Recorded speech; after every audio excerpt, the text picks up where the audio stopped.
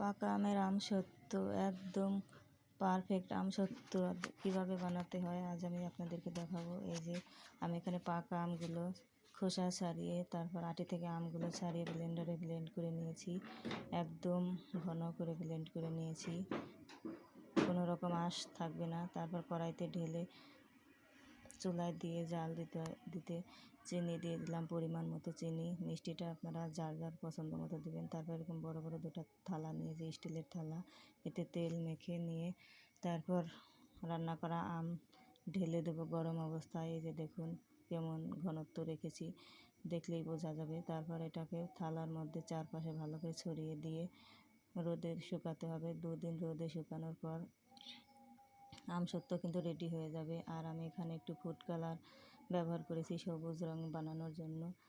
এই যে 2 থালায় 2 রকম বানালাম। 2 দিন শুকানোর পর এই যে দেখুন আমার আমসত্ত্ব কিন্তু রেডি। এখন থালা থেকে তুলে নেব। আর এই থালা থেকে আমরা আগেই খেয়ে নিয়েছি, দারুণ মজা ছিল।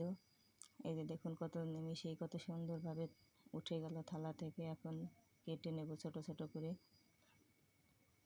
পাকা আম দিয়ে আপনারা এভাবে বানিয়ে নিতে পারেন আমসত্ত্ব। কাঁচা আমেরও আমসত্ত্ব এভাবে বানানো যায়। তো এবছর আমি কাঁচা আম দিয়ে আমসত্ত্ব বানাইনি, পাকা আম দিয়েই বানালাম। এই যে দেখুন কত সুন্দর, কত লোভনীয় লাগছে, আর খেতেও কিন্তু দারুণ মজা ছিল। এখান থেকে আমি একটু খেয়ে দেখলাম।